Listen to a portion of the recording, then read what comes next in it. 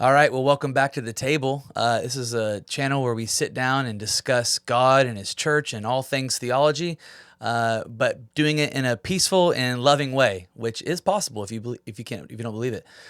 Today, I'm super excited to have with me for the second time on the channel our first repeat customer, Dr. Tom Wadsworth.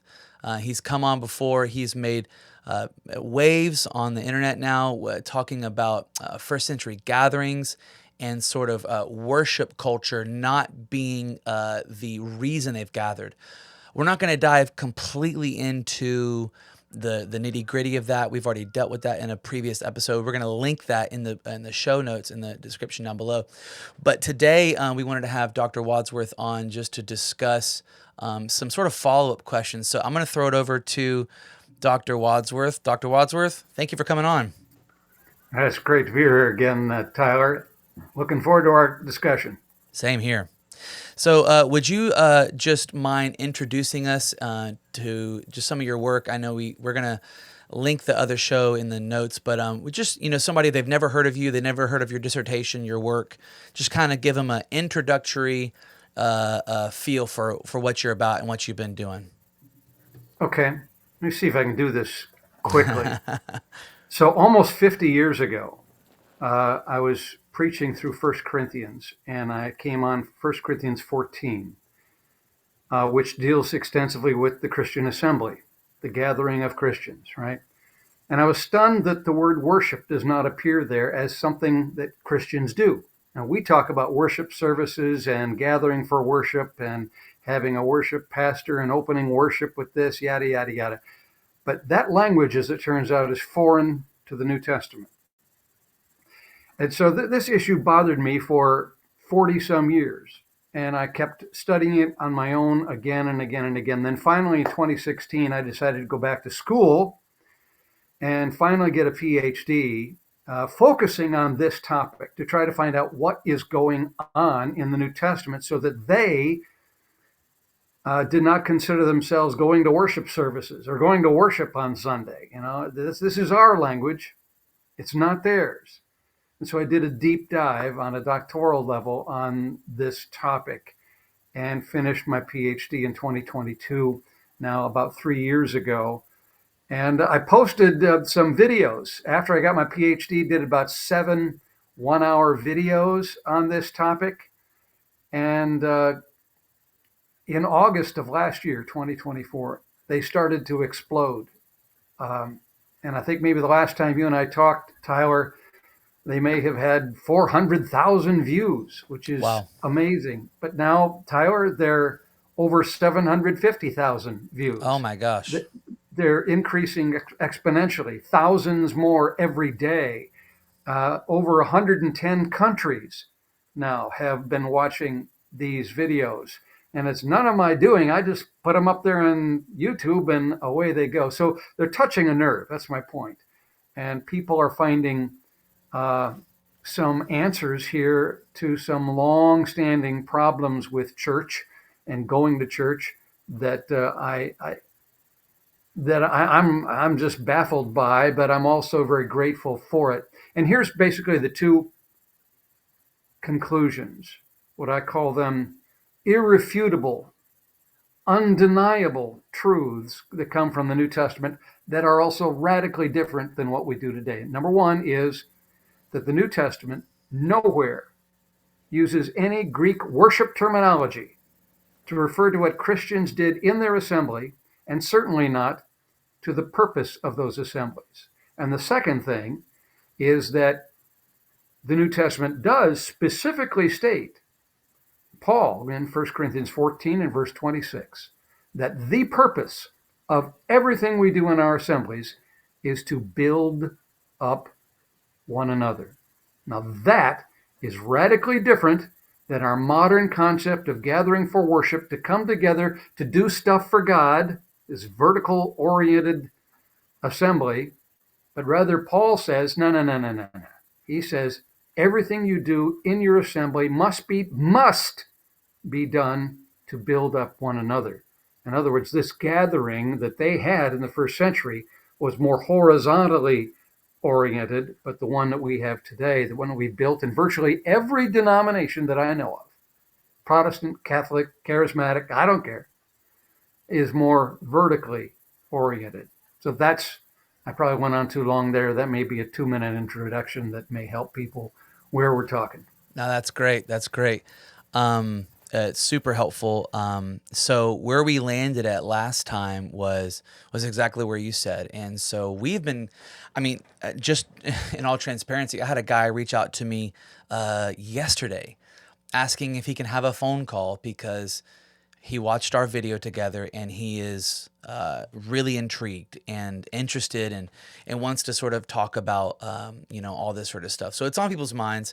They're questioning things, they're asking questions, and so today we'd love to kind of feel out some of the nitty gritty of maybe some of those theological understandings, but then also sort of the practical ministry side of things. Like, okay, so now what do we do? I wanted to go ahead and get something in. Before we get into the nitty gritty, I wanted to ask you something. I did not prep you on this because it just popped in my mind. So if you don't know the answer or you don't want to prepare to answer, that's totally fine. But I just came back from a conference, and I'm, like I said last time, I'm charismatic, Pentecostal, and a guy was preaching a sermon, and he was talking about Acts 13, the church of Antioch, and so the beginning, you may know where this is going, that there's teachers and prophets, and they are there liturgioing, or ministering, worshiping, however you want to process that word, unto the Lord. How would you, given your research, interpret what's going on there? Because the interpretation that was used was, man, in the Greek Septuagint, the only other time this is used is the Levites in the temple ministering to God, all that sort of stuff. Based on your research, how would you view that word liturgeo in that context of Acts 13? Yeah, this was a key focus, and this is a good question. Depending on the translation you use, the English version that you use, this would be a verse where you do see a word worship being applied to what appears to be a Christian assembly in Acts 13 and verse 2. And it is the Greek word liturgeo, as you have pointed out. So liturgeo is found 15 times, as I recall, in the New Testament in its various forms. But it's found 150 times in the Greek Septuagint. And never is the word translated as worship in all the times it's found in the Old Testament, out of those 150 times. And out of those 15 times you see it in the New Testament, 15 or 16, right around there, it's only translated as worship once, depending on, again, your translation. And it's here in Acts 13 and verse 2. So it really begs a serious question about what's going on with the translation of this term. What does it mean? And without going through a great deal of explanation, my dissertation goes into this verse. The Greek word liturgeo is a word that is commonly used, and every Greek person and every Jew knew that this word referred to what priests do in the temple. It refers to priestly work. That is the work that they would have of preparing and offering sacrifices that people brought in, of taking care of the showbread and all the stuff in the holy place of the temple, all the things that this massive group of Levites and priests did on their various shifts in the huge temple in Jerusalem. That's what it refers to. So it's bizarre that here Luke in Acts chapter 13 and verse 2 uses this term to refer, I think, to those 5 prophets and teachers mentioned in Acts 13:1. He's obviously using the term metaphorically, because he knows they're not priests. He knows they're not in a temple. He knows that they're not, fixing the showbread or offering sacrifices. He knows that.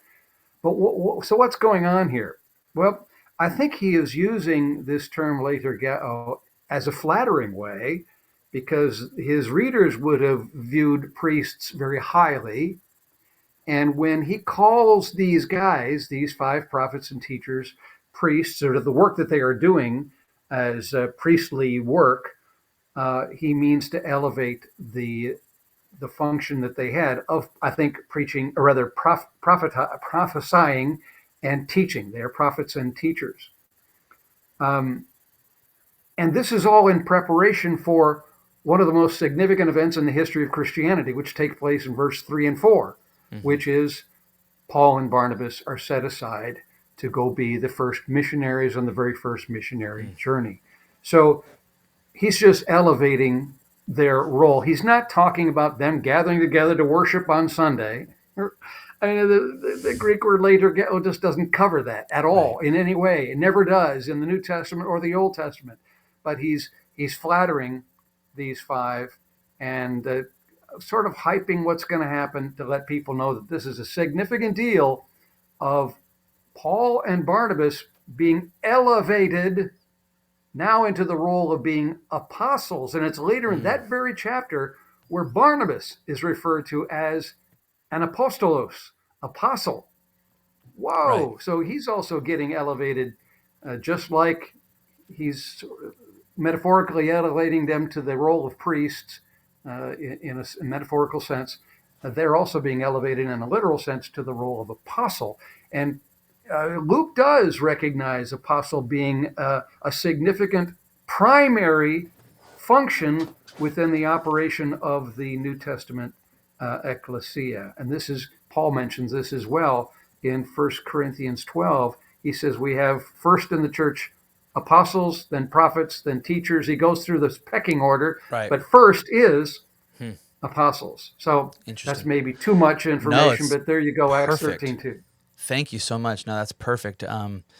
Yeah, definitely different than my context and what they would view as ministry before the Lord. I am still, even amidst all the controversy, situated in a in charismatic Pentecostal, but in the sort of the prayer room stream of that. So like IHOP, the International House of Prayer in Kansas City, which is receiving a lot of headlines these days. And so that verse has been used to display that what that means. What would they be doing? They would be singing and praying and meditating and just loving on God and priesting before Him. I've heard that that sort of using that.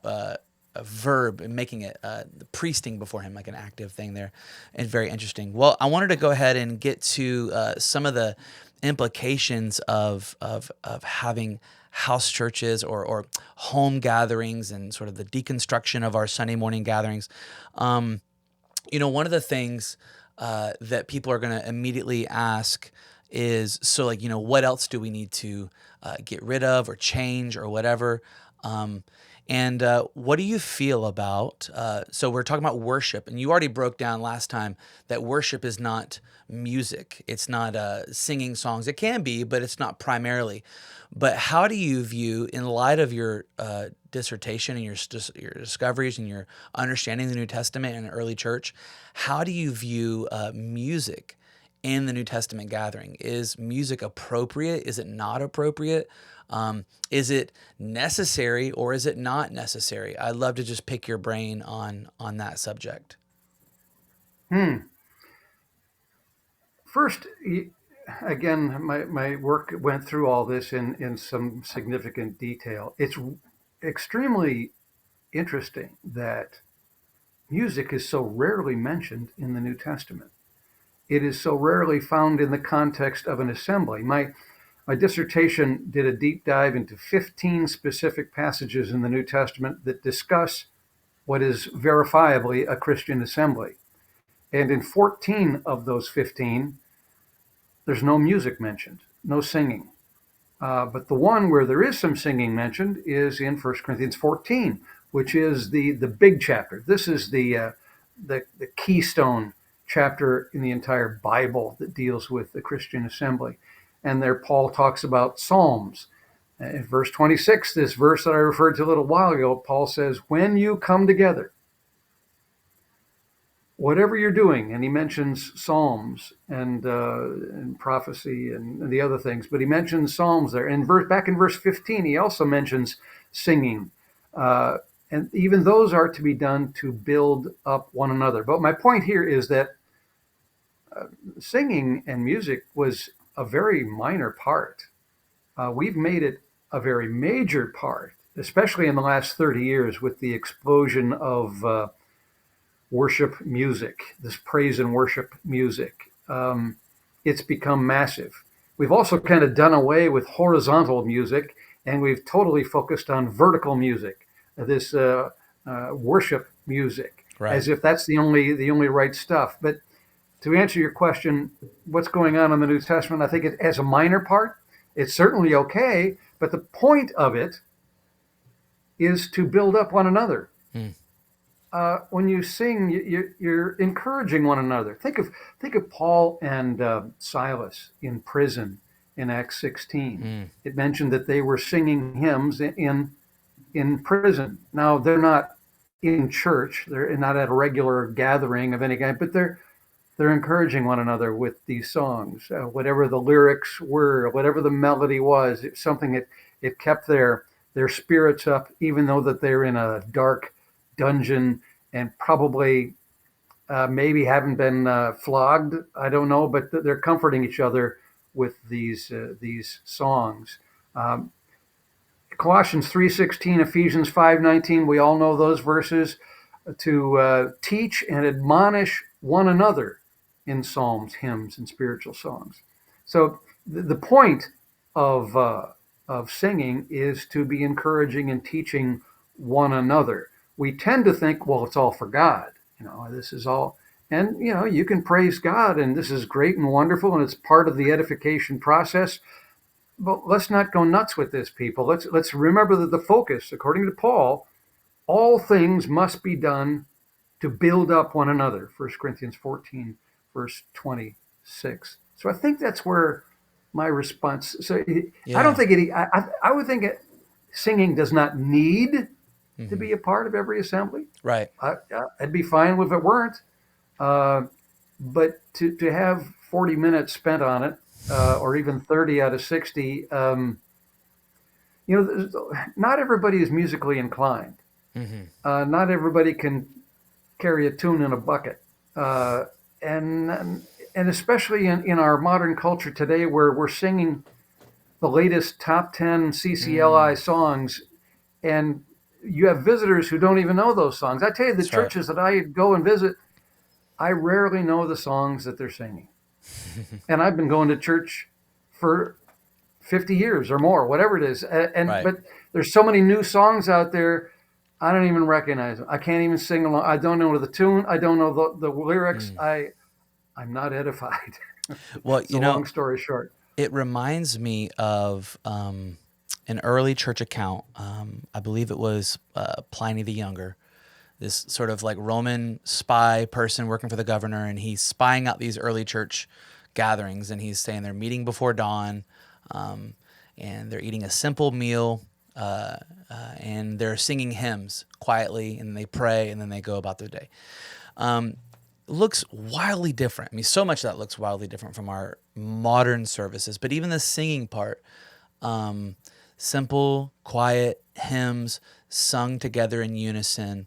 Um, it sort of just gives the feeling of exactly what you're talking about of people doing something cooperatively in unison to instill a sense of family and togetherness and of sort of cohesive identity rather than this big extravagant sort of boisterous sound before the Lord, which we know is totally fine. That happens in the book of Psalms or whatever. But it seems like from what we can see from early church, it looks a little different. It looks a little different. And maybe to your point, it looks different because their end goal of what they were seeking to get from the Psalms and the hymns of edifying one another through Psalms, hymns, and spiritual songs was radically different than why we sing songs. Yeah. Yeah.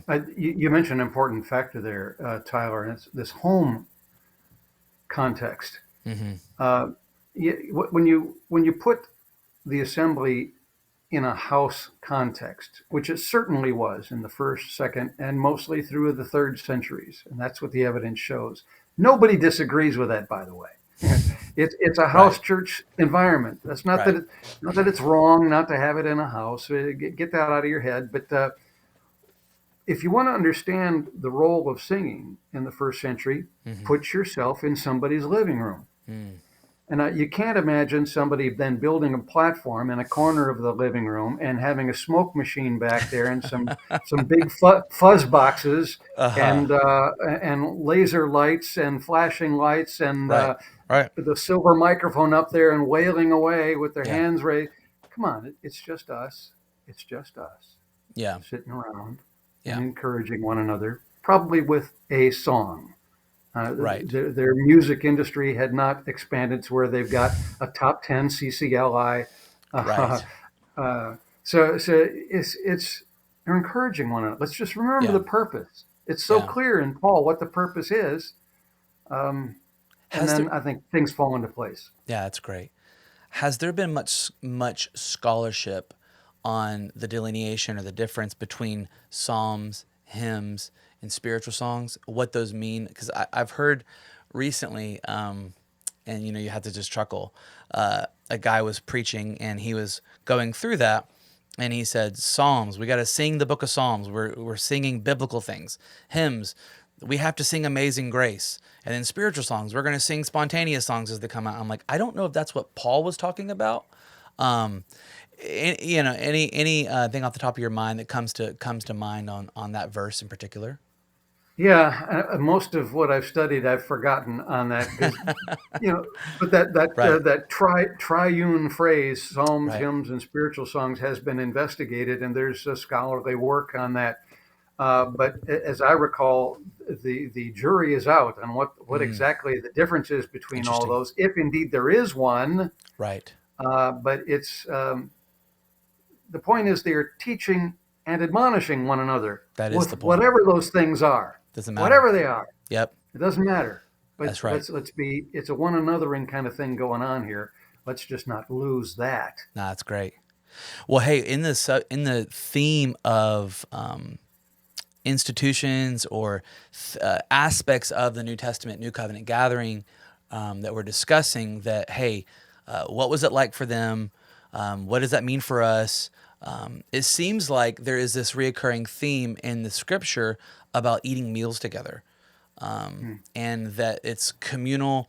We have in Jude talking about love feasts. We have in First Corinthians Paul's rebuke against sort of how they're doing the Eucharistic communal the communion meal, that they're getting the rich are gorging themselves and getting drunk before the people who are working in the fields or wherever can come in. Maybe just comments on the importance, the place, the purpose of meals, and should we have sort of a restoration movement where we restore? Because I mean, I grew up in a small church of about 100 to 150 people, and dinner on the grounds was a pretty typical thing you would do once a month or so, once a quarter. Is that what we should be expecting? Maybe in a more traditional church or house churches, should they be having meals together? The theological importance of that. Yeah, just anything you wanted to comment on eating meals together as a corporate body. Yeah, there certainly is some magic in having a meal together, and I think anybody just recognizes that. That's why we get together as families at Thanksgiving and Christmas. The warmth of the gathering around the dining table with family and becoming one in that sense. There's a certain oneness that is fostered by eating food together.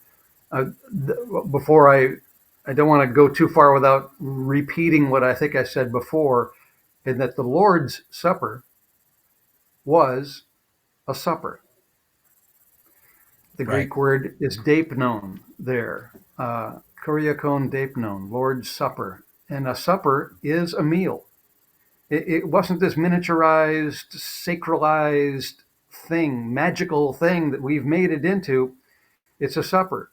And I suspect that the early church was gathering quite regularly with a meal right. around their gathering. Uh, we It tend to wasn't it treat this wasn't the thing Lord's snack.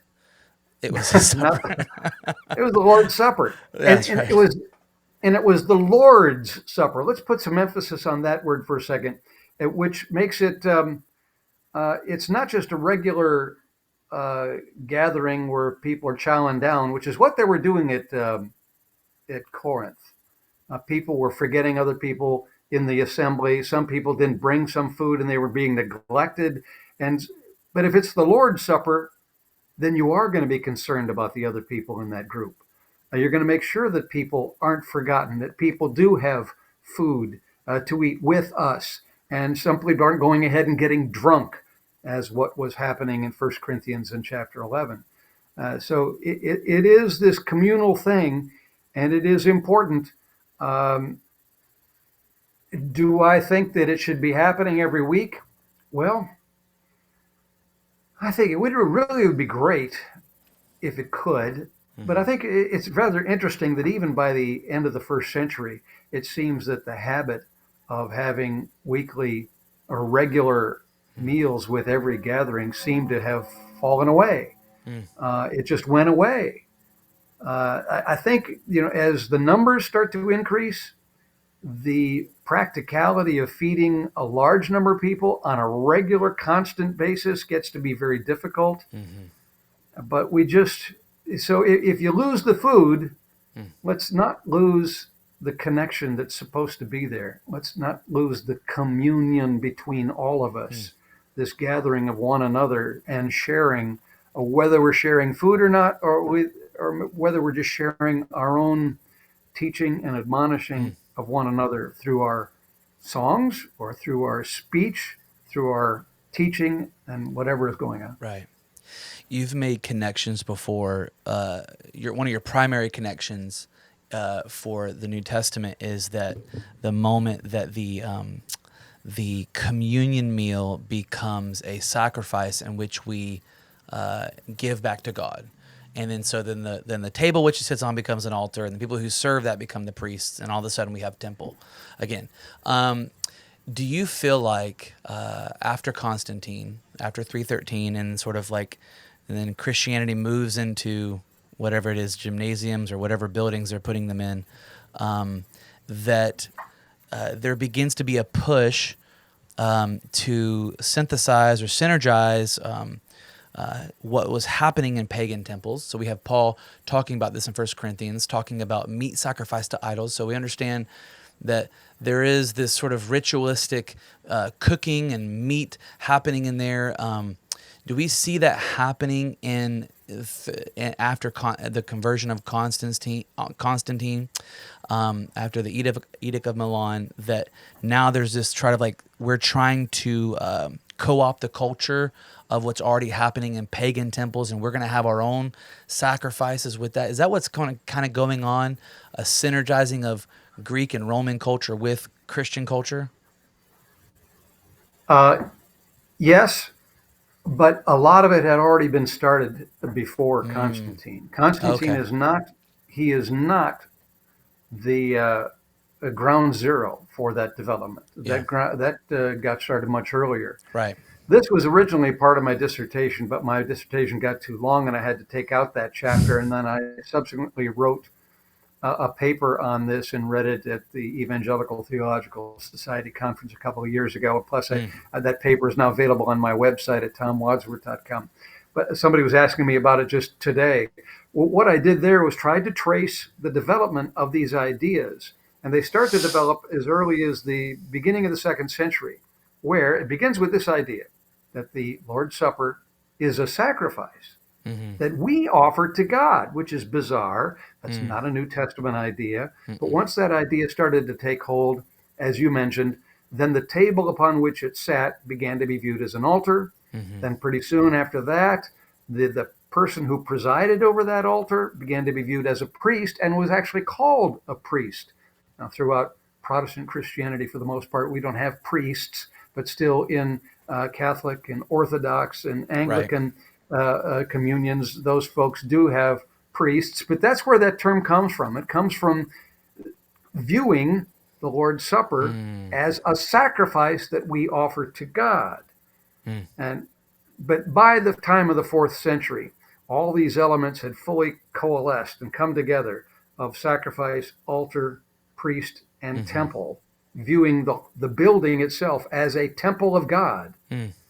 that's when all that language got going. No, that's great. And Constantine helps to cement that by funding, with massive government plus personal Mm. funding by Constantine, the building of massive, elaborate cathedrals Yeah. throughout the Roman Empire at that time. Yeah. And all of a sudden, the buildings become holy. Right. And that's a crucial development, too. Once we start to view our Yes. buildings as holy, then everything changes. Yep. And we really start to lose the fact that it's the people that are holy, not the building.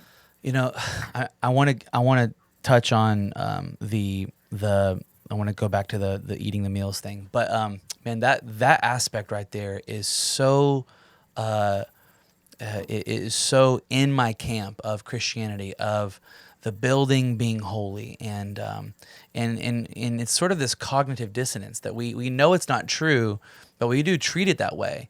And I remember I had an older gentleman one time. We were doing some rehabilitation on our church, and man, we were working long hours, and we were dog tired at the end of the day, and we had many more days, weeks to keep doing this, and so we had some of the tools and some of the materials set out on the ground or whatever, and we're going to use them right in the next morning to be there. And he starts putting everything up in nice piles on the side and all this sort of stuff. And I asked him, I said, "Hey, it's 9 o'clock. Let's just go. It's totally fine." And he said, "Absolutely not." He said, "The Lord walks through the camp at night." And there's this verse in the Old Testament, and I said, and he was dead serious, and his conviction, which, hey, I honor that. He's trying to be a good steward of what God's given them. It's perfect. It's a great and noble thing, but it is intrinsically misguided in the sense of that God walks through a building with an address in the evening, like he did the camp of the Israelites. And so, I wanted to make a comment about the eating of meals. My brother-in-law and I, who we co-pastor our congregation, our fellowship of house churches here in Tampa, we had the privilege of going to Iraq a couple years ago to visit some house church leaders there and the house church movement, and see what they were doing, and just partner with them in prayer and ministry. And it so surprised me, the sort of communal living of people who live in the East. At one point, I asked one of our guides, I said, "Does nobody work here?" Because everybody is just out, and they're everybody's house all day long, and they're hanging out just continually in the middle of the week. But one of the things we did every single night, we ate with people, and when we ate with people, they were eating with neighbors and different people from all around. And one of the things it does, and they were all believers, Muslim background believers. It solidifies. There's nothing like eating with people to solidify a feeling of family, of intimate connection. And I don't know, sort of your feelings on Tom Wright, but or the New Perspective. Oh, got my camera's not. There it is. Perfect. But he talks about salvation being yes, being justified before God, but another really important part is being adopted into a real spiritual family and living like one, and living a part of this multi-ethnic, multi-cultural, racial, whatever spiritual family, and living as one. Everything, all the mountains get brought down, all the valleys get brought up, and everybody's co-equal there. And there's nothing like sharing a meal and vulnerability that makes you feel that way. And I wonder if that's some of the Lord's divine plan, is that everybody kind of gets leveled at the table, which would make sense concerning Paul's rebuke. He said, "Hey, you're not leveling everybody here, because the rich are eating and the poor aren't." So anyways, yeah, I was just a sort of a thought that popped in my head while you were discussing that.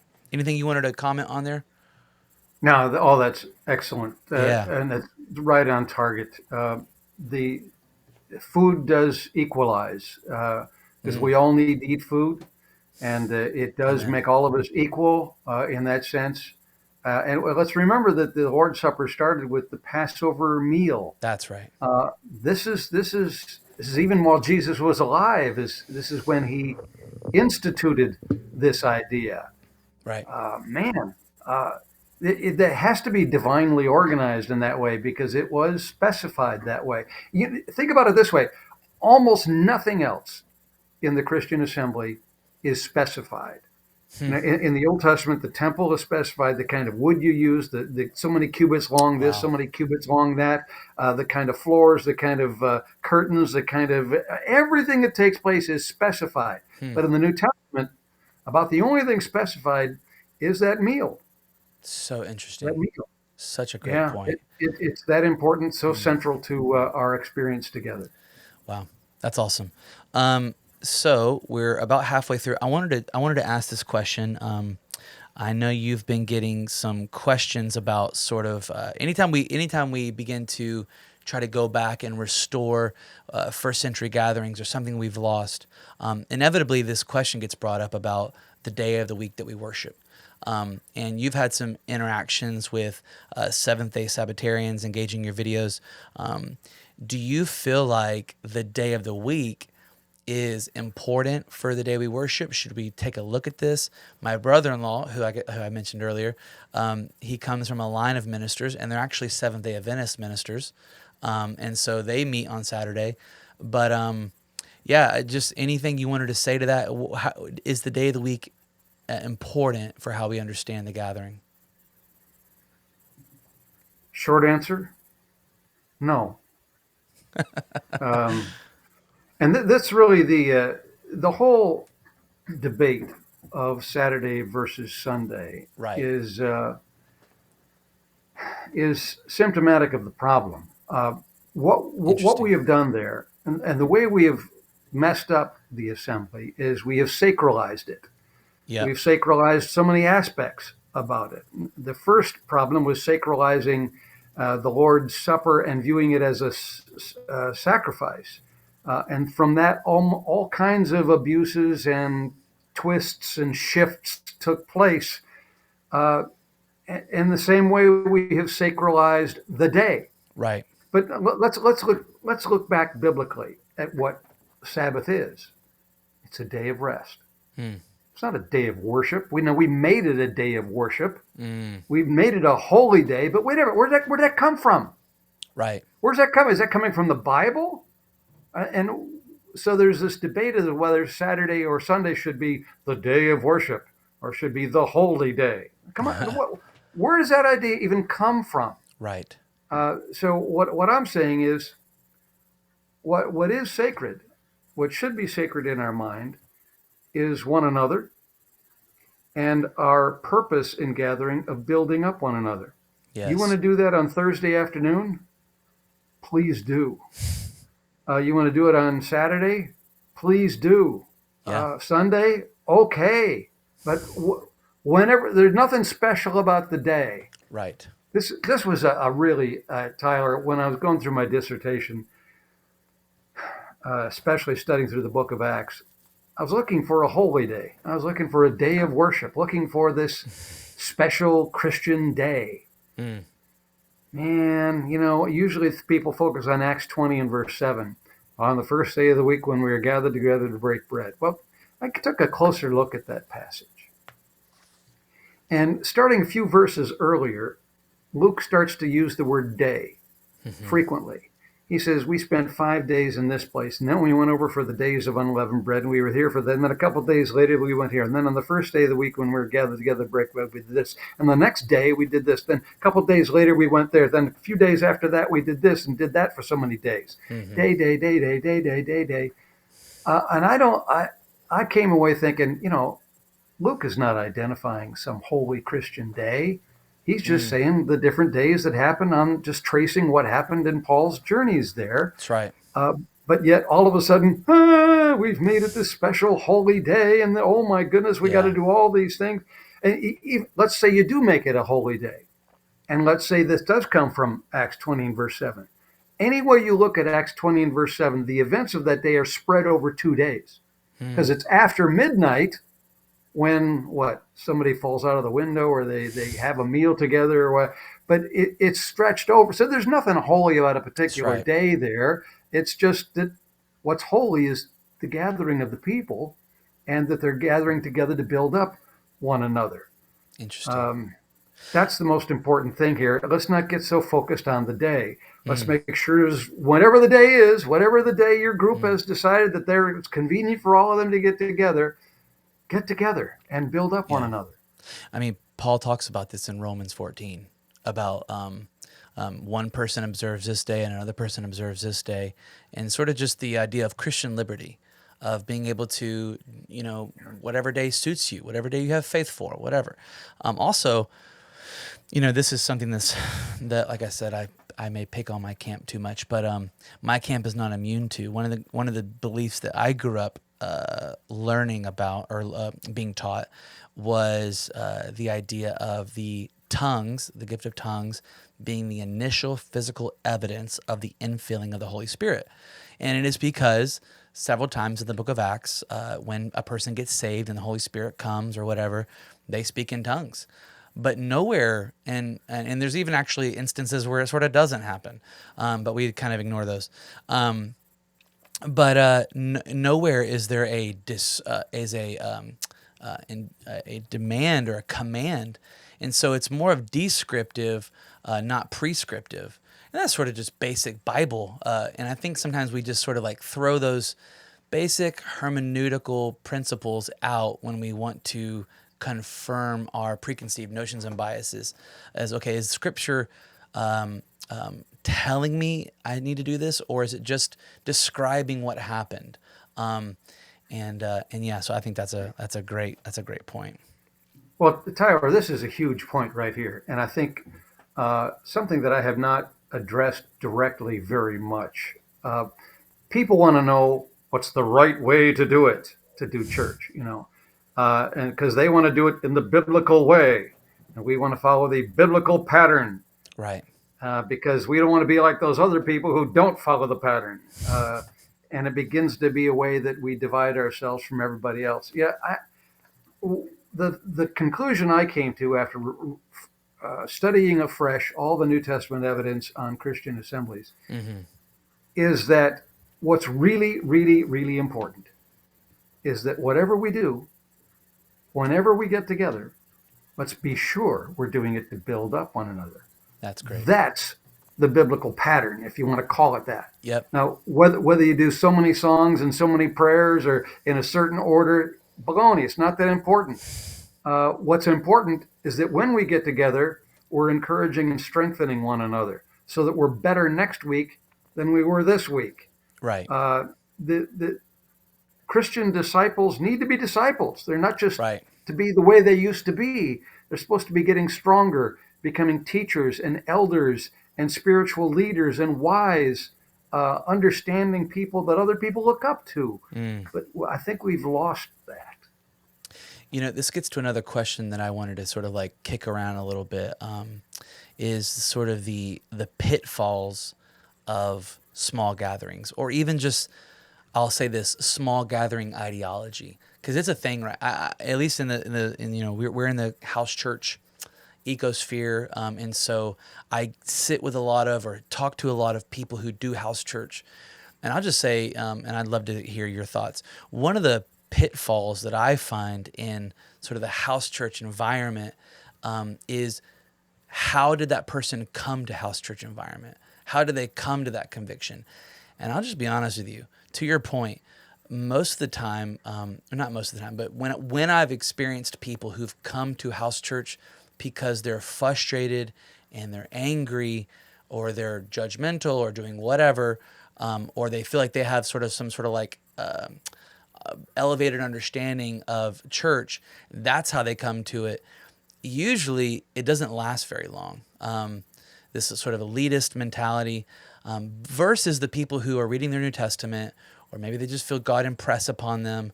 I feel like I want to do it this way. It matches what I feel the Lord is saying to me, or what I'm reading in the New Testament, my convictions.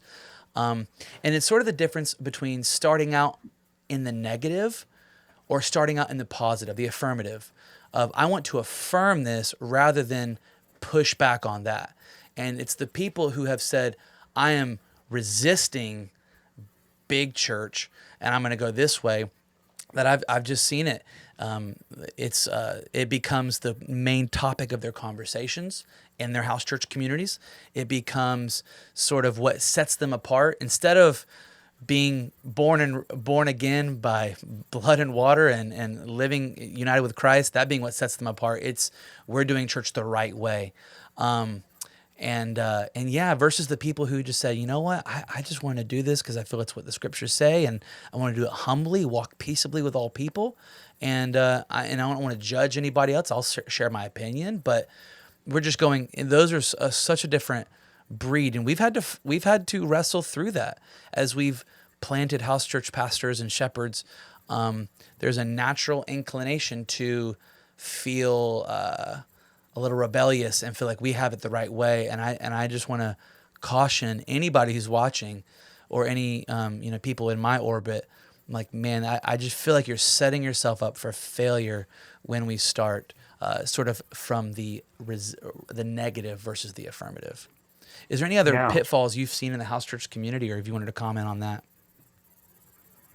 Well, that's a big one, and it deserves some more attention, because I see it as well in the Hmm. house church community. People want to feel like they're right, and Right. maybe they equally want to feel like everybody else is wrong. That's right. Because there's some pride in Hmm. being the only right Yeah. ones. Hmm. Well, stop that. Let's stop Right. that. I think once, if really you are gathering together to build up one another, eventually you'll come to a point in your spiritual growth that you realize that that kind of judgmentalism and arrogance is not is not Christian. Right. It does not. It's not in concert with the fruits of the spirit. Yeah. It's the opposite thereof. Hmm. What people want to see is people who are gracious and open, and I respect my brothers and sisters who meet in a cathedral. Hmm. I respect them who meet in whatever kind of. Yes, I wouldn't want to meet in that kind of environment myself, but Hmm. I yeah, we got to love each other. That's the biggest thing that spreads goodwill about Christianity, is That's when right. we have that kind of attitude. But when we're judgmental Hmm. and condescending, we're just a bunch of arrogant jerks. Yeah, I think you're probably not going to get this reference, but when I was in high school, there was a type of person who wore all black, and they had long hair, and they were called emo kids. I don't know if you know what that means or not, but and they prided themselves on the statement of nobody gets me, nobody gets me, and I was like, and my response was, you don't want anybody to get you, and I feel like the house church community can kind of be the same. It's like nobody gets us. And I was like, you're not making it easy for them to understand. But we were just my wife and I think I talked to you about this over email. We were just in Scotland, in the UK, abroad, and we were ministering and meeting different house church communities and micro churches, and so cool. And we met one in Scotland that, man, we just felt such an affinity for. A beautiful, beautiful community planted right in the heart of Glasgow, there, and ministering to the poor, the broken, the destitute. But when I would be with them in their gatherings, they did not have a haughty spirit at all. In fact, they had actually partnered with, traditional churches to minister in Scotland. And I'm just like, that's what I want Oh, right there. That's what I there you want. go. You're doing the expression for what, like Paul says, you have faith for, but you're not despising your brothers who are not doing that way. And I just thought it was an incredible testimony. Yeah, very good. Yes. But let me switch topics just a little Sure. bit here. The question is, what are some problems you see in Hmm. small church, small group gatherings? One that popped up to me just yesterday. I got an email from somebody who saw my videos in, I believe it was South Wales, since we're in the Hey, Scotland, since we're over England there. area. Yeah. Yeah. We're right there. But somebody wanted to take what I've been saying in my videos and put it into practice. And so he's trying it with his church, a relatively small church. Uh, and where they and the way they did it, where they changed the chairs into a circle, and they only had maybe about 25 people in Okay. that particular gathering. Uh, but then they wanted to encourage other people to speak and not just Mm-hmm. have one person stand up and blast away and you can all go home now. But Right. it was this real sharing and Mm-hmm. discussion oriented thing. But the problem that happened was one of the persons started to dominate.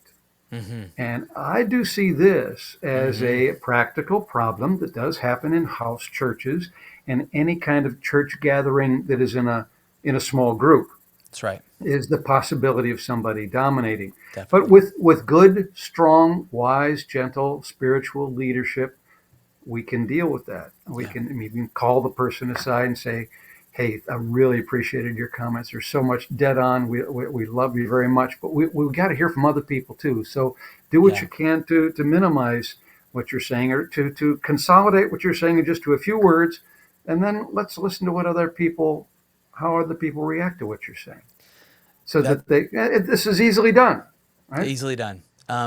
It's just it does some it requires something that we just don't do in the modern Western church, and that is healthy biblical discipleship and confrontation. We just don't really do it. And so this is, right now we have, I don't want to say the wrong number. I think we have 12 or 13 house churches. We're in the process of planting about 4 or 5 more. And so we go through, we allow we mandate our shepherds to go through a training process, where we train them. And that's one of the things we disciple them in is how to cultivate a healthy and safe environment for everybody to play. Because when somebody's dominating, it's not safe, and other people just are going to shut down or whatever. And so we look at the role of the elder, shepherd, whatever you want to call it, as sort of when you take your kids bowling and you put the little guardrails down, and they are there to sort of keep things. Number one, primarily keep it orthodox, keep it clean, keep it orthodox, keep the theology clean. We can have a robust discussion, even an engaging or challenging discussion, as long as sort of that safety rail is there, so we don't start reinventing Arianism or something. The second thing would be relational dynamics, and this would fall into that. So whether somebody has offense towards another brother, hey, we restore them in a spirit of gentleness, or we James 5 confess your sins to one another so that healing would come. Um, or it's this right here, it's keeping the guardrails. So most of our house churches operate very similar. The shepherd will bring something, a topic, a discussion, a Bible verse, and then sort of kick the can out there, and they allow people to, they just kind of guide the process. But yeah, and it just, it does something that is so beautiful, and it allows different people from different backgrounds, different cultural backgrounds. I think this is what Tom Wright's talking about, to participate in their Christian walk, and you get to watch and you get to see all these different textures and shades of Christ and how he's working in their life, and it's just a beautiful, rich experience versus one very typically sterile delivery of what's happening. Yeah, I totally agree. One of the things I'll hear your comments on. This is something we haven't dealt with this because we have an eldership structure surrounding and over the house churches, but I know others who have. Is when house churches are really amorphous and sort of just not really well structured in leadership, there can be abuse that can happen, just like any church. But now there's really no leadership over which that abuse can come under discipline. And so I'm walking with a couple right now who was in a sort of house church type environment. They thought they were the ones who were right. And the guy just went crazy haywire, told them to stop reading their Bibles because we don't need to read the Bible anymore because we can hear directly from God. But actually, I'm going to be the one who's just going to tell you exactly what God's telling for your life. It's a cult. And so they think by God's grace got out. And so we're discipling them and rehabilitating them, to be honest with you. But that's another one that I've seen that Yeah. can be a real danger in these communities. Yep. It sounds like you've got a nice program there of training to so that these leaders know what they're doing once they get Yeah. into these environments. Another aspect. I've been leading small groups for 45 years or something. And Mm. another thing that I try to do is I'm always aware of the people who are Mm. shy, That's right. who are a little hesitant to speak up. Hmm. And I'm keeping my eye on them. And when I see a twinkle in their eye or their eyes light up for a second, I'll say, Sue, I noticed your eyes opened up when we said this. So what were you thinking then? Mm. And the point of that is just to get them, to bring them into the group, Mm. bring them out of their shell. And almost always they're glad to talk. It's amazing if they're encouraged, but they're Right. not going to blurt it out on their own. But Hmm. if you pull them in and pull them out of their shell, Right. um, then this beautiful creature begins to open up to everybody else, and everybody else sees what a wonderful person this person is. Uh, Yeah. and so then the community comes together. Then we start to grow. This is one anothering. This Mm. is building relationships. They're bonding together. This is amazing. Yeah. Uh, this That's instead perfect. of the opposite thing is going to church is sitting in pews and around couple hundred people all staring to the front, and then when you're done, you walk out. It I don't. causes I you. don't. Yeah. No, I totally agree. It causes you too to take more responsibility for your own personal faith versus when you're sitting in a seat in this power differential between you and the clergy. And he speaks at you because you're not really capable of understanding the word of God. So he speaks to you. We're still in the Catholic system here. He speaks to Mm-hmm. you because he's going to tell you how to do it. And you're going to sit there and you're going to listen. Versus, I think it's a much more powerful reality. And I have anecdotal evidence and I feel like I have scriptural evidence of when a person is sitting in a living room and they are in real time wrestling with their faith. They are working out their own salvation. They're and doing it with brothers and sisters. And what do you feel that verse means? And how what are you seeing here? What have you done this week that how has God worked in your life this week? It number one, it empowers the person to actually live their faith versus, I mean, honestly, most seeker sensitive churches are no different than a movie theater. It's something you go, you sit, it's very comfortable, you get your coffee, you listen to the talk and the worship team, and then you leave. Well, movies don't encourage us to sort of wrestle with reality or wrestle with our Christian walk, but sitting in a conversation will force you to. And I think that's one of the huge strong points that we've seen from those living room environments.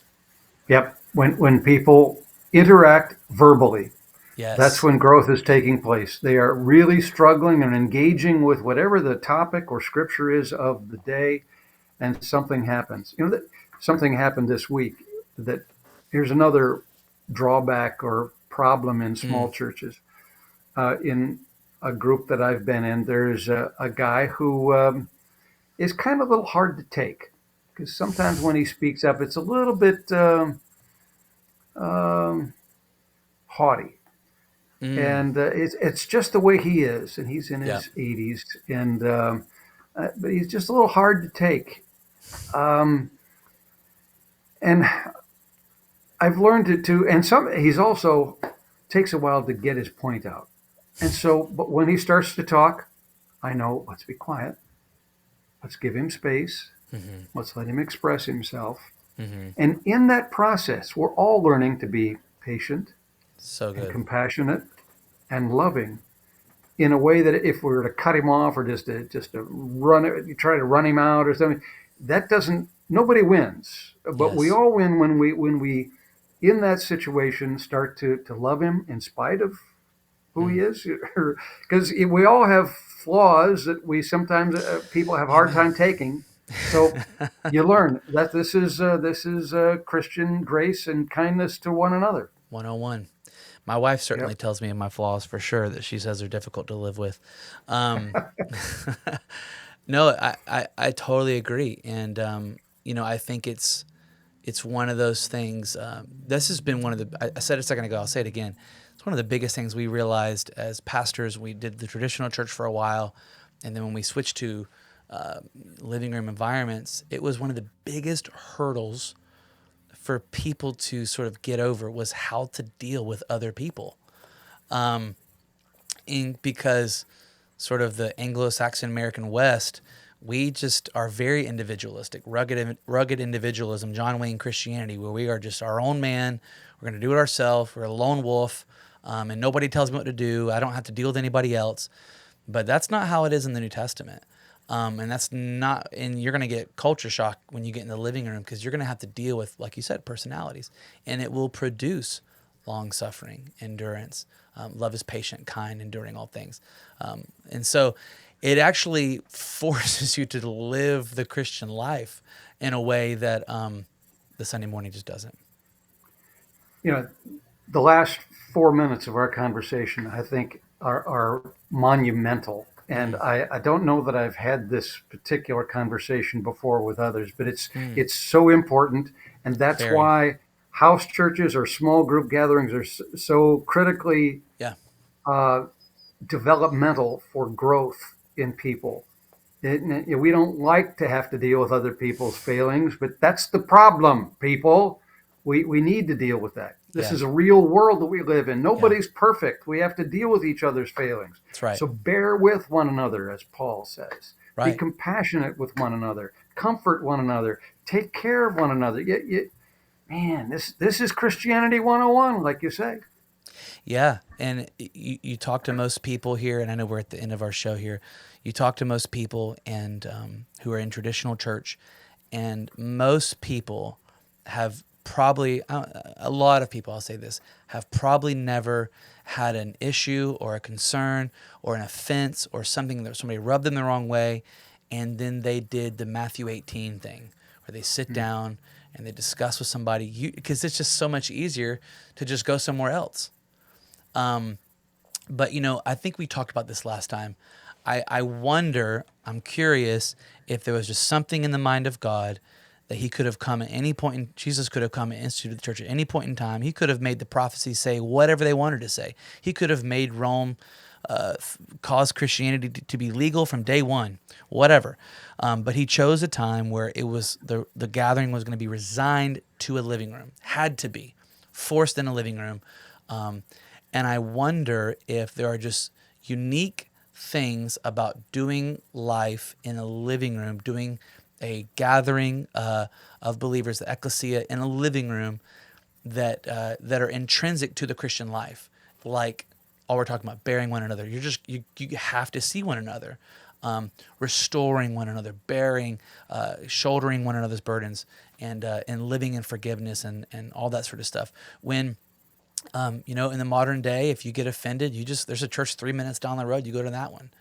But also in the first century, there was probably no other house churches within walking distance because there wasn't that many of them. And so you really were resigned to the one that was near you, and so I think we've just lost sight of how the church was birthed. And I wonder if how the church was birthed was indicative of how she was supposed to live. But yeah, so anyways, well, Dr. Wadsworth, it's been a pleasure. Is there anything you wanted to just wrap the show up with, or say any last minute comments or thoughts that are on your mind? It's been an honor to have you. An hour has flown by. Well, there is one story that came to mind while you're just talking there, Tyler, about this importance of talking to one another. I live in the hometown of Ronald Reagan.